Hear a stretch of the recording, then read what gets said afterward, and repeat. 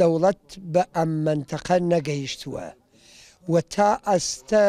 شادە 10% خەدەماتی نەداوە بە ئەم مردمەی دوای 5 ڕۆژ لەم زەلزەلە. بەڵام مردمی مەناتیقی کوردنشین لە شارەکانی ورمێ، کوردستان، مەهاباد، سەقز، بانە، سەردەشت، پیرانشار، نەغەدە، جوانڕۆ، پاوە، ڕوانسەر هەموو شارەکانی کوردنشین نزیک بە 3000 ماشین ئیمکاناتیان ناردووە بۆ ئەم مردمە و ئیستە مردم نیازی بە چادر هەیە، بە چرا هەیە، بۆ بازسازی وڵاتەکەیش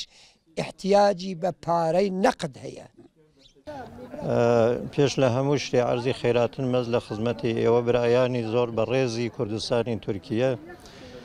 کە تەشریفتان هێناوە بۆ چاوپێکەوتنی مەناتیقی کوردنشینی زلزلە لێداوی مەنتەقەی ئەترافی سەرپێڵی زەهاو کە متاسفانە لەم زەلزەلە حدودی 1600 ئاوایی خەسارەتی کولی و جوزئیان بینیە. تعدادێکی زۆر ئینسان زیاتر لە 800 تا 1200 نەفەر کە هەنووز ئامارەکە دەقیقەن مشەخەص نییە لەم زەلزەلە کوژریان لە بین چوون، زیاتر لە 5-6 نەفەر زەخمی بوون. تعدادی مزگەوتێلێک کە لە ئەم ئاوایگەلا ڕووخاون مەخسوسەن ئاوایگەلێک کە کوردن ئەهلی سنەتن زیاتر لە 75 مزگەوتە.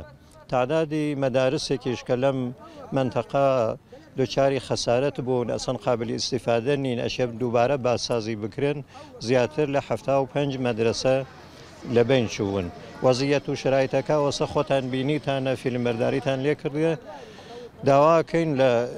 برایان و خۆشکانی بەڕێزی کوردستانی تورکیە کە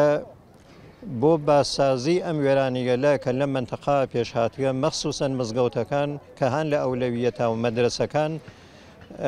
تەلاش و تەوانی خۆیان وەکار بوورن و کۆمەکی نەقدی بەهەنێرن، پارە بەهەنێرن لە تەریقی مؤسساتی خەیریەوە بۆ ئەوە بتوانین لە ئەسرعی وەختا ئەم مەدارس و مزگەوتگەلە باسازی بکەین. احتیاج بە چادر و احتیاج بە پەتوو مەوادی خۆراکی و غەزا و ئەو شتانەمان نییە، زیاتر احتیاج بە دروستکردنی ماڵەکان و لە دەرەجەی ئەوەڵا هەروواکە ئارزمان کردن مزگەوت و مەدرسەکانە هەست. زۆر سپاس دەستان خۆش بن. عەرزم کردن کە زیە ئەو شتەی کە ئیسا ها لە ئەولەویەتە تەهیەی چادرە کە لە ئێران زاهرەن چادر تەهیە بووە، هەرچەند ئێمە بیستمان کە